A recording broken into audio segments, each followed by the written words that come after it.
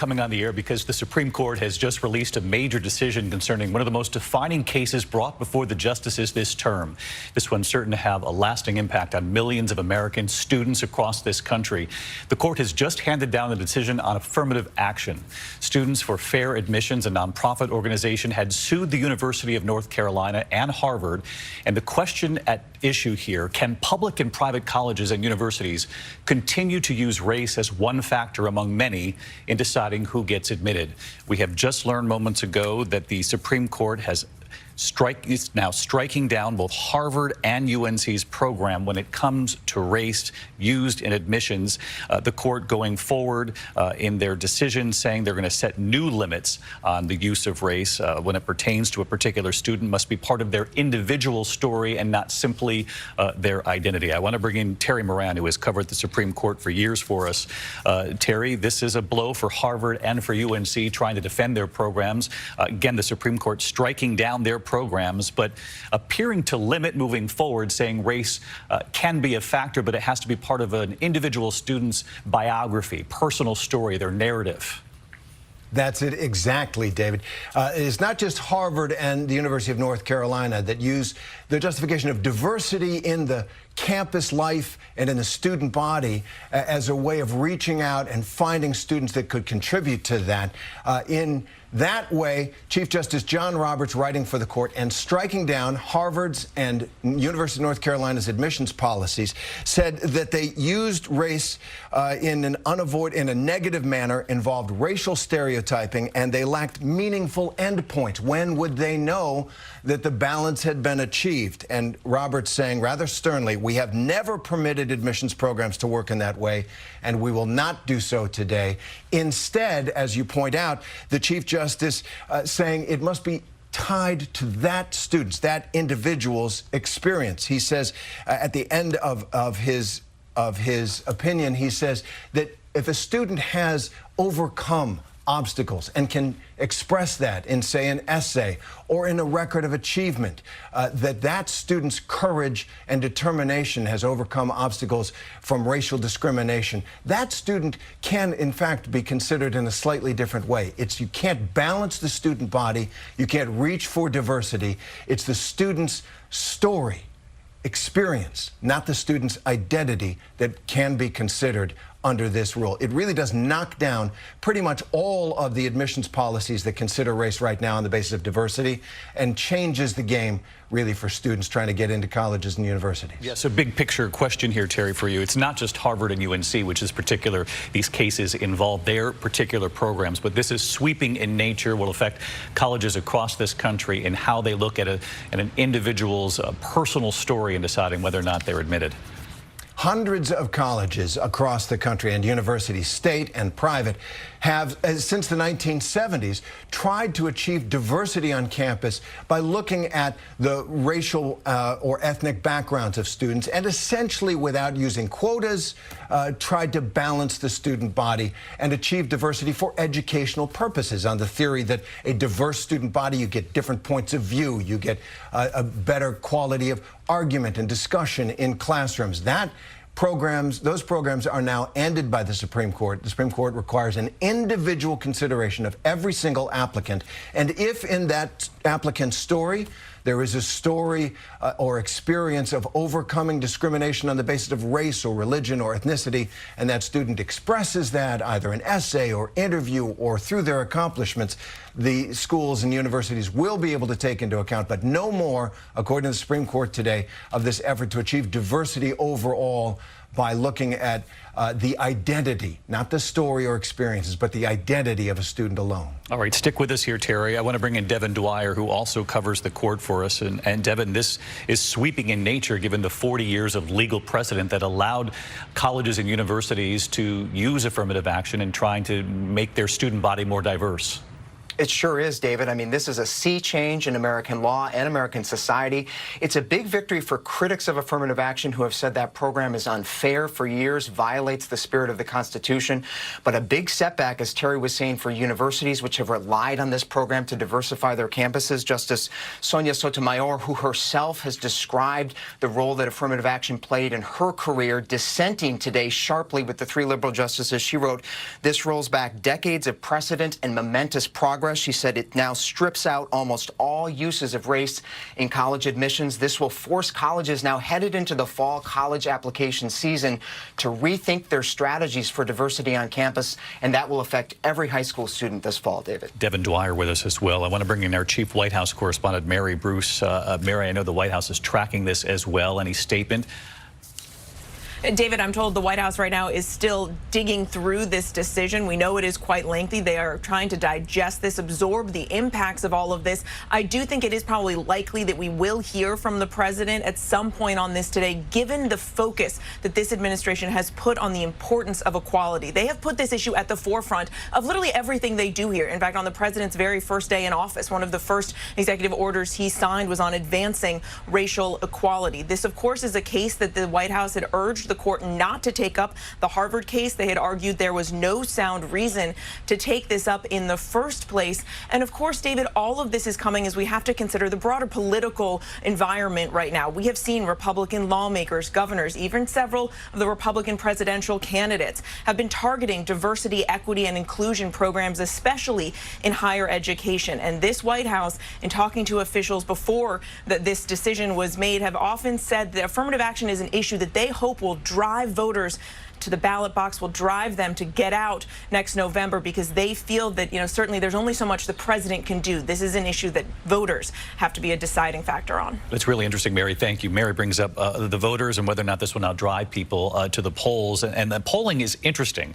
Aside from what they'll decide on Election Day, the polling on this issue has somewhat nuanced. Most Americans say they strongly support promotion of racial diversity on college campuses, universities across the country, but strong majorities also oppose the use of race as a factor in admissions decisions.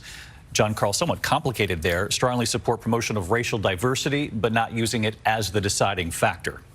And the numbers on this show that public opinion is almost exactly the same on both of those points, which to some degree are at odds. I mean, you have in the latest polling on this, 63% of Americans saying that they favor a ban on using race as a factor in admissions to colleges, but almost exactly the same number saying that they support the idea of programs that increase racial diversity on college campuses.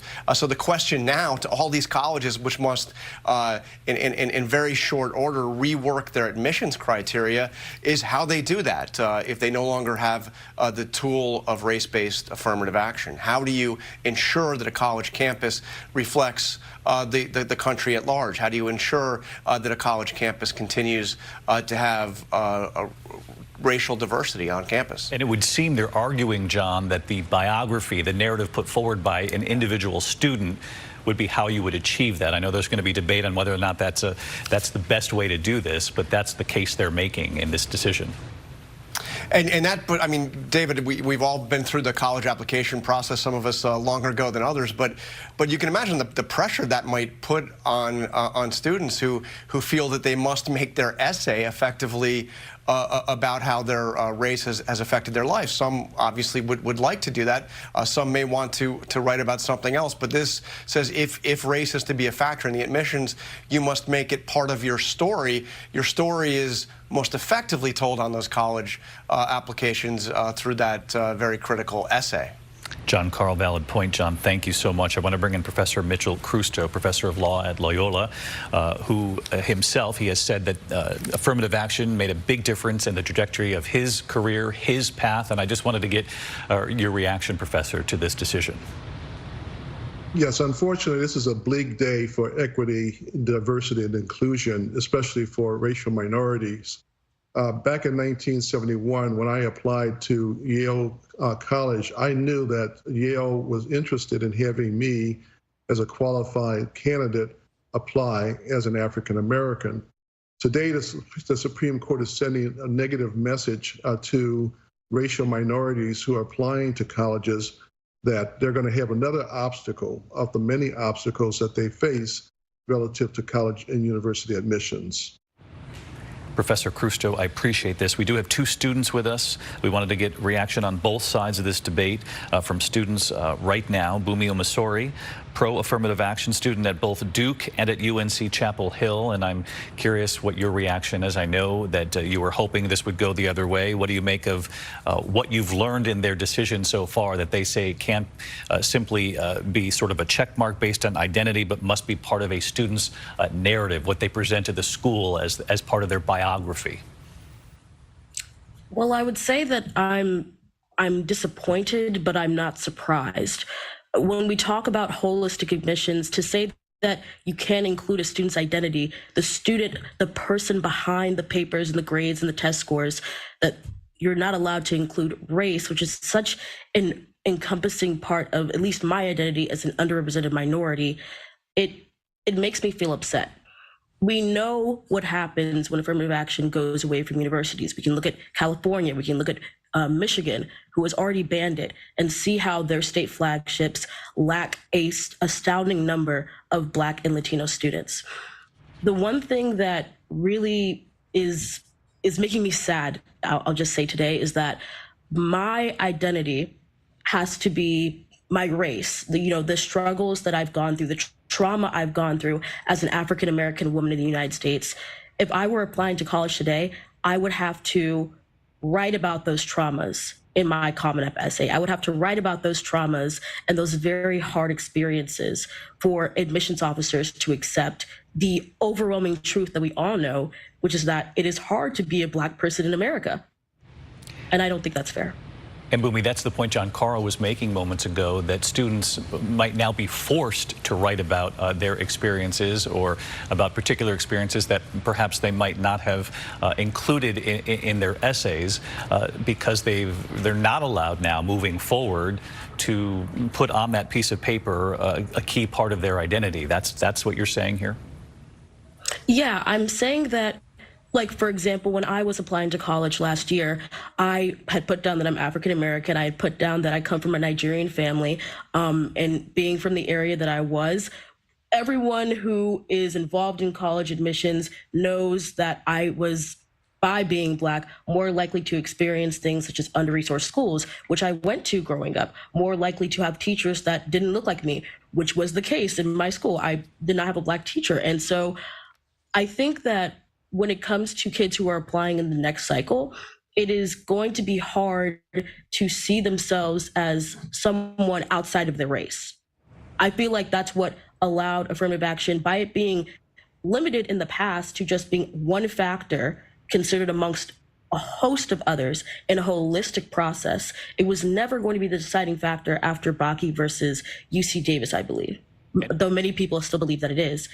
And I think that now that students are forced to talk about racial discrimination and their experiences with it, their obstacles with it in their college essays, they're now being known by their race first and by their academics and otherwise other experiences second, because they have to put that in the forefront to prove their experiences through racism in the United States.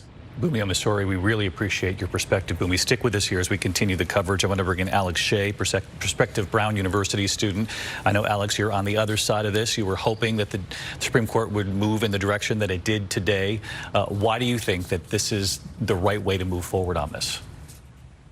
Right. Well, I think this is a win for students all across America, because we shouldn't be judging students based on their race when we're deciding who gets into what schools. I think that I believe that your previous guest is mistaken in this regard, because I think that by getting rid of affirmative action, now we look at the individual student and what they've accomplished, and we can look at what barriers they've overcome. But we view them as an individual first and foremost, as opposed to just viewing them as a blob in an amorphous, larger racial group, as opposed to just, under this new system, we get to view students for who they are as individuals. And I think that's a much better way to go forward on this topic. You heard Bumi's point there, though, that this now forces students, if they want the school to take into account race in some fashion or form, that they're going to have to now write about this. Right. Well, I think that fundamentally, right, for most people, race is just a characteristic. It's sort of the way that your body manifests. I think that for some students that does play a role in how they experience the world, but for some students it doesn't. And I think that allowing them that option to express that in an essay, for instance, affords much more freedom, because race doesn't affect everybody the same way. And to just have a blanket policy where everybody's race is considered no matter what, I don't think that's appropriate, because it impacts different people in different ways. I find that a lot of these arguments oftentimes in favor of affirmative action are somewhat incongruous, because I've heard a lot of people that say, like, hey, affirmative action, it's a good way to overcome past discrimination. But in my experience, as an Asian American, I'm not exactly sure how that works for me, because it's much more difficult for Asian Americans to gain admittance to schools than for white students, for instance. And I don't think that you'll see in the past any instance of Asians discriminating against whites. So for me, that sort of just falls flat. I'm going to Brown next year, and I'm happy that the admissions officers at Brown took me for whatever reason. But it does make me feel a little bit uncomfortable knowing that in that admissions office, when they were deciding whether they were going to accept me, reject me, that they might have been considering my race, because I think that that's not something that I can control or that anyone can control. And I think that it's unfair to judge someone based on that when there are really so many better ways to judge students based on their character, based on their accomplishments. Race, it's just how you're born, and you can't change it. Alex Shea, we appreciate your perspective. I want to go back to Bumio, Missouri now. You've heard the other side. I know you've debated this on your campuses as well. What do you make of that argument? Well, I think that Alex said something that was really interesting, which is that race for some people is just a characteristic. Race for people that look like me, race for Latino students, it's not just a characteristic. It's something that determines the funding that I get, the representation that I lack. And I think that this is a common argument that I've heard on my campus, that it is harder for Asian students to get in, that they are being hurt by this. And, you know, the arguments on both sides about the validity of that are both valid. But I would say that when I go on the college campus that I currently attend, when I go on Duke's campus, we're about 7% Black, we're about 30% Asian. And so to think that there are other factors that students can't control when they are applying to college. They can't control if they're a legacy student, but that helps them get into school. That's not something that we're striking down. Students can't control the fact that their parents are rich, but that helps them be able to afford to go to schools like Duke or Brown. And so I think that it's very short-sighted to not recognize that regardless if you're white, Asian, Black, Hispanic, race does have an impact on your life, on your identity, and how you navigate through the United States. And so to have a holistic admissions process that doesn't consider that huge part, an unmovable part of a student's identity through the college application process, unless a student chooses to write about their traumas, I think is not how we go about making diversity in our undergraduate institutions and in all our institutions in the United States. And Alex, I'll let you respond to her questioning of your line about it's simply a characteristic. She's saying that's a flawed argument. Right. Well, I think that this whole business, when we're deciding based on race, at least as a factor, that sort of assumes that all people of a certain race are sort of monolithic, that minorities are monolithic. And I know at least for Asian Americans, sort of the way that we're perceived is hardworking, no charisma, no character. And you see that in those in the Harvard case, you'll see that that's how they view Asian American students. They see us sort of as bland and sort of lacking character. And I think that that's sort of what happens to all minority groups when you view us first and foremost as a certain race, and then just look at individual characteristics that we have later. I think we should flip that around and view our individual characteristics regardless of what race we are first and foremost. And I think that's the most appropriate way to do this, because there, again, you can look at recommendation letters. You can look at, there's so many other things that you can look at. And I know that Bumi was mentioning sort of this holistic admissions process. In that process, you have so much data. You have access to your parents' income, for instance, if you might need financial aid. You have access to information about the school district that you grew up in. And I think that information actually gives you knowledge of the student situation and sort of what advantages or disadvantages that you might have in life, because any student of any race at an underfunded school district won't necessarily have the same opportunities that somebody at a very highly funded school district. And so by looking at what opportunities they had available and how they were able to make the most of that is not something that requires you to look at race. When you can actually pinpoint that the experiences that a student might have had through other factors that don't involve race. Appreciate it. Alex Shea, Bumio Masori, really important to hear from the young people. Deeply personal this issue will be in the years ahead, with now the Supreme Court rolling back some 40 years of precedent in this country that allowed colleges and universities to use race as a key factor in determining whether or not to admit a student. The justices seem to be saying today that race can be part of a larger narrative presented by a particular individual, perhaps in an essay about their life story. But again, limiting the use of race in making these decisions. Now, we did report here moments ago on Justice Sonia Sotomayor, who has publicly praised the benefits of affirmative action. She says the decision, quote, rolls back decades of precedent and momentous progress in this country. She said it has stripped out almost all uses of race in college admissions, this decision today, that obviously she dissents. I want to bring in Kate Shaw, of course, who covers the Supreme Court for us as well, law professor. And Kate, you also have reaction from Justice Ketanji Brown Jackson. That's right, David. So, of course, Justice Sotomayor, as you just mentioned, had a very spirited dissent. Justice Jackson, the court's newest justice, an equally powerful separate writing. So she, recall, recused in the Harvard case because she was a trustee of Harvard for many years, but did participate in the UNC case. So her dissent really focused on UNC.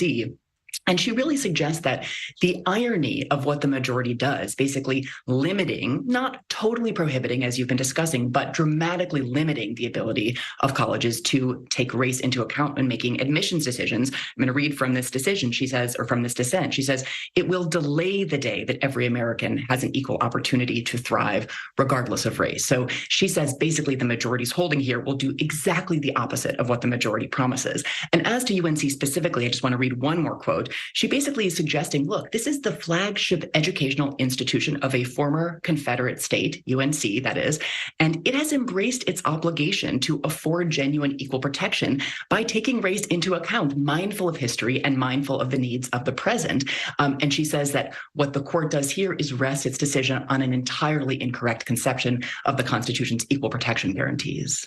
All right, Kate Shaw with us as we pour through this decision here today. The Supreme Court, thank you, Kate. The Supreme Court striking down the admissions policies of both Harvard and UNC. But of course, this is sweeping. This will affect colleges, universities, institutions across this country in their admissions process. And striking down the Harvard and UNC admissions policy is what they're, in essence, doing today, is rolling back the 40 years of precedent using affirmative action as part of admissions, though the Supreme Court justices say race can be part of a narrative put forward. As we've been saying here, perhaps an example of that would be the essay that a student presents as part of their application. The argument, reaction coming into us against that notion is that now students would be forced to write about race in an essay in order for that to be taken into account. Again, deeply personal reactions on all sides of this. We've been hearing already within moments of this decision coming down. I want to bring in a couple of our contributors. Donna Brazil, of course, Democratic consultant for many years, contributor to ABC News. And Donna, what do you make of this decision? Well, it's a very sad day, and I agree with the student who said that I shouldn't be surprised, but I am shocked by the fact that in the majority opinion, they basically whitewash the Constitution in a way that basically says that we were right all along. The 14th Amendment, the clause, the Equal Protection Clause, would guarantee us a colorblind society. We all know that when slavery ended, Jim Crow began to take root, not only in my native South, but across this country. It took the Civil Rights Act of 1964 to eliminate those vestiges of racism. And now the most effective tool, an affirmative tool to eliminate barriers, a tool that would give us opportunity, is now weakened. So yes, the students will have to write perhaps essays that describe how this has been a long struggle to get to the place where they can even have a door to look at versus a door that would be left ajar for all people to get through. I see this as a setback. I see this as a setback not just for minorities. Of course, it's a setback for minorities. It's also a setback for white women as well and others who have used these effective tools to remedy past discrimination based on gender. So this is another, what I call another hit from the Roberts Court, whether it's on affirmative action, whether it's on voting rights, whether it's on the women's right to choose. This is about freedom. And I think for those of us who believe in freedom and justice and equality for all people, we have more work to do. But you know what? Dr. King said the arc of the universe is long, it bends toward justice. I'm going to keep believing that. And I'm going to encourage those young people that you just heard to tell their stories. Be part of the narrative. Let people know our great American story, because we were making a lot of progress. And I still believe that we can make progress after this disastrous opinion. And Donna, to that point, I wanted to ask you about what we heard from Bumio Masori. She's the student both at Duke and at UNC, and she essentially says this now forces a student, forces an individual to write about race when they might have otherwise written about something else in applying to a particular college or university. I totally agree with her. Look, I'm a professor part-time at Georgetown University. We've been dealing with the whole issue of the fact that, we were a slaveholding institution. So I am ready and willing to listen to students from across the country talk about just what it's been like to live 2 blocks or 4 blocks or 5 miles from university and you couldn't get in. You couldn't get in, but your great-grandparents or your grandparents, in my case, had a role in helping to develop and build that institution. So yes, we'll make it part of our narrative. But what I believe, America's narrative is supposed to be a land of opportunity, equal opportunity. And now we're removing a tool, affirmative action, which President Kennedy laid out in March of 1961, was to take affirmative steps to remove barriers to participation, not to, make it a burden for others, but to remove barriers. And so this was a tool. And while there's been some controversy over quotas and other methodologies used to achieve these goals, the bottom line is it was about opening doors. That's all. Donna Brazil, I really do appreciate it. I want to bring in Sarah Isgur to get reaction on the other side here. Sarah, of course, has worked in the Justice Department with the Trump administration, the George W. Bush administration. Sarah, you heard Donna there make the case this was a tool meant to help diversify the academic institutions in this country set forth by then President Kennedy. What do you make of the decision today? I actually think this is a far narrower decision than people are reacting to. The Roberts Court once again upholding precedent in this case, the Grutter case from 20 years ago, saying that, in fact, we always said that you had to have a holistic, individualized assessment of these students. What Harvard and North Carolina were doing was using check boxes for race to create a quasi-quota system, and that violated the Supreme Court's earlier precedent. And so in that sense, it's a very narrow ruling. Of course, we've had states for decades ban affirmative action, like California, Michigan, Texas. They don't rely on essays the way that I think some are fearing that I've heard. Texas, for instance, uses a top 10% rule where all students who go to public high schools in Texas, if you graduate in the top 10%, are guaranteed admissions to a public college. They have found other ways to create diversity. And the last thing I'd note is that, these schools didn't justify their policies as ameliorating past discrimination. As Donna discussed, they said this wasn't about fixing past discrimination. It was about simply creating diversity. And that's where you see the break with the other 2 race-related cases from this term. The court upholding large portions of the Voting Rights Act, upholding the Indian Child Welfare Act. Those were about addressing past discrimination. What they're saying here is that's different. What the schools are arguing, what they were arguing for here, was simply creating a racially diverse educational experience, only using large racial groups instead of looking at individual students and what they would bring to the campus. Sarah Isgur making the case that this is more narrow in scope than perhaps some are making it out to be. Sarah, I appreciate your perspective as well. I want to bring in Rachel Scott, our chief congressional correspondent. She's also leading the way in our coverage of the race for 2024. She's already hearing from candidates. Rachel, what have you learned? Yes, David, and this is notable because the Republican field is diverse. You have several candidates that have made their stories of adversity, diversity, and own personal struggles a centerpiece of their campaign, while also making it clear that they oppose affirmative action. And so we are getting reaction coming in. Just moments ago, former UN Ambassador Nikki Haley, who introduced herself during the campaign as the daughter of immigrants, says that picking winners and losers based on race is fundamentally wrong. She goes on to say in a statement, this decision will help every student, no matter their background, have a better opportunity to achieve the American dream. Vivek Ramaswamy, who has been probably the most vocal candidate on this issue of Indian descent, has called for an end to affirmative action, full stop. In a statement just moments ago, he says affirmative action is a badly failed experiment. Time to put a nail in the coffin. Tim Scott, who on the campaign trail talks about rising from poverty, has said in the past that America is the land of opportunity, not the land of oppression. We're also hearing from former Vice President Mike Pence. In a statement, he says that he is pleased with the Supreme Court's decision that was reached today, calling affirmative action a, quote, egregious violation of civil and constitutional rights and admissions processes.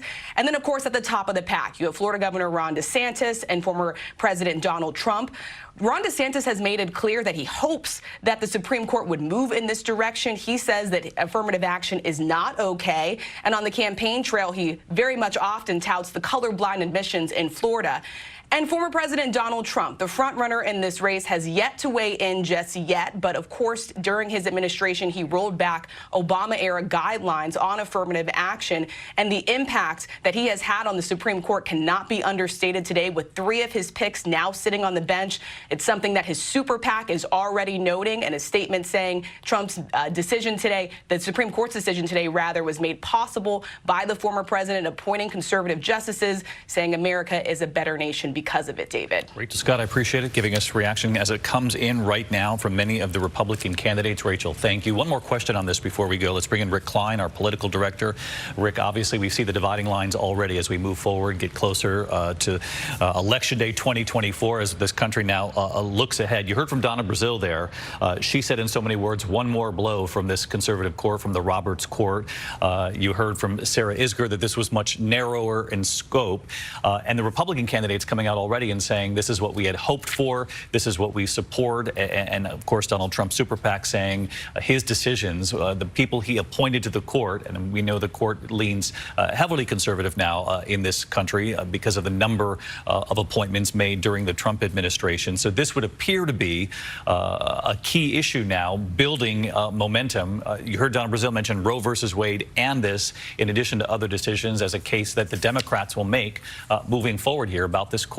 David, the politics of the Supreme Court have been upended over the last year. For more than a generation, it has been more of a motivating issue on the right. Conservatives have been railing against liberal-leaning opinions, liberal-leaning justices, and saying they want to rectify that. Well, they have gotten what they wished between the Dobbs decision and today's decision on affirmative action, along with a whole host of other areas and others more to come. This has now become a kind of flashpoint for the left and not the right, and a potential to motivate their voters to underscore the stakes of the election. As Rachel said, you can't understate the impact of the court under the Trump era, and that is exactly what Democrats are going to be looking to rally behind and rally against, get their voters motivated, as motivated as they were during the midterms around Dobbs, using affirmative action, using potentially LGBT rights, using these issues and saying, look, this is what it means to have court picks that are chosen by a Republican president as opposed to a Democrat. We have seen just a sea change in the potential politics around that. Really appreciate it. Our political director, Rick Klein, with us here today as well. Again, bottom line here as we are on the air with live coverage of this major decision for the Supreme Court involving affirmative action in this country. The court rolling back 40 years of precedent in this country, in essence, striking down the admissions policies of Harvard and UNC, and in doing so, affecting colleges and universities across this country. I want to bring in Devin Dwyer one last time, again, to sort of cut through this for our viewers. This essentially says that they can no longer use race as a criteria in deciding who is accepted at a particular academic institution, but much narrower in scope, essentially saying you can present it as part of your life story, but again, not a decision based solely on race. Is that how you're reading this now that you've had more time to pour through it? Yeah, that's right, David. No longer can schools grant a plus factor for an applicant based on the racial checkbox on those application forms. Certainly, college admissions officers will be able to account for race to the extent that it's talked about by a student in those essays that they write about overcoming some sort of race-based discrimination. But no longer will the nation's most selective schools be able to use those basic forms to give a plus up for certain minority groups as they try to build diversity on campus. We already know that the Common App, the most widely used app by a number of colleges and universities nationwide, has offered schools the ability to remove the check boxes from their forms for this fall. And again, as we were talking about, this will impact hundreds of thousands of college students, high school students rather, as they apply for college this fall. Every college and university in this country will now have to rethink their process, David. Yeah, really sweeping in nature here today. Devin Dwyer, our thanks to you as always. And we heard the deeply personal opinions on all sides of this in our coverage just now. Our team will continue to report this out throughout the day. ABC News Live, abcnews.com, and of course, I'll be back with the entire team a little later today for World News Tonight. I'm David Muir in New York. Until then, have a good day. This has been a special report from ABC.